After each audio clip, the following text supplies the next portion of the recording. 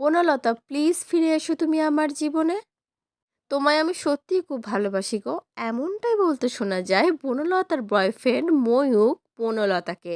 পুরোটা জানতে ভিডিওতে লাইক দিয়ে চ্যানেলটা সাবস্ক্রাইব করে দেখতে থাকুন।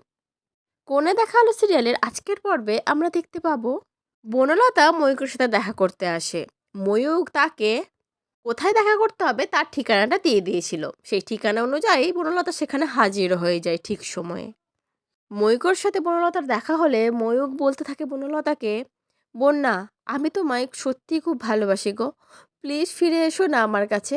আগে যা হয়েছে সেগুলো সব ভুলে যাও, আমাকে ক্ষমা করে দাও। আমার কথা কি তোমার একটিবারের জন্য মনে পড়ে না? বন্যা, প্লিজ বলো না। আসলে ময়ূক তার ভালোবাসার বনলতাকে ভালোবেসে বন্যা বলে ডাকে।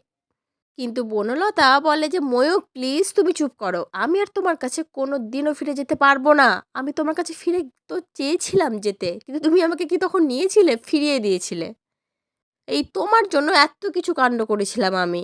আর তুমি আমার জন্য তখন এক পাও হাঁটতে চাওনি। তাহলে এখন কেন? এখন আমার বিয়ে হয়ে গেছে। আর আমি আমার বরকে যথেষ্ট ভালোবাসি। আমি তোমার সাথে কোনোভাবেই যেতে পারবো না। আর ঠিক ওই সময়ে অটোতে করে লাজু তার কলেজ থেকে ফিরছিল। কিন্তু বনলতাকে দেখে সে হঠাৎ দাঁড়িয়ে পড়ে, অটোটা থামায়। দিয়ে অটো থেকে বেরিয়ে বলতে থাকে, বনলতা দিদি বলে হাত দেখায়। আর বনলতা যেই দেখে যে লাজু তাকে ডাকছে, বনলতা তো প্রচণ্ড ভয় পেয়ে যায়। সে সঙ্গে সঙ্গে ময়ূকের গাড়িতে উঠে পড়ে আর ময়ূক তাকে তাড়াতাড়ি করে গাড়িতে ঠেলে উঠিয়ে দেয়।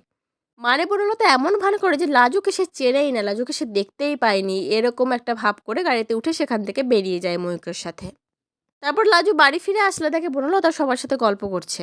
লাজু তখন বলতে থাকে, বনলতা দিদি তোমাকে যে ডাকলাম তখন তুমি শুনলে না? ওই যে গাড়ির সামনে তুমি দাঁড়িয়েছিলে, তোমার সাথে একটা লম্বা করে লোক ছিল, কী সব যেন তোমরা কথা বলছিলে, আমি হাত দেখালাম, ডাকলাম, তুমি আমাকে না চেনার ভান করেই সেখান থেকে বেরিয়ে গেলে। কে ছিল গো ওই লোকটা? তুমি আমার সাথে কথা বললেই না বা কেন? বনলতা তখন অবাক হয়ে তাকিয়ে থাকে, সে কি বলবে নিজেই ভেবে পায় না। বনলতা বলতে থাকে, আমি ছিলাম।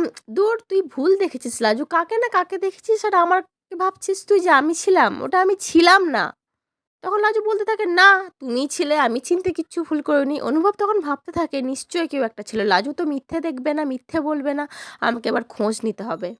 আমরা সবাই চাই অনুভব যাতে খোঁজ নিক, আর বনলতার বয়ফ্রেন্ড ময়ূকের খোঁজটা যেন অনুভব খুব তাড়াতাড়ি পেয়ে যায়। বনলতার সমস্ত মিথ্যে যাতে খুব তাড়াতাড়ি ফাঁস হয়ে যায় সবার সামনে। আমি তো এটাই চাই, তোমরাও তো এটাই চাও, তাই না বন্ধুরা?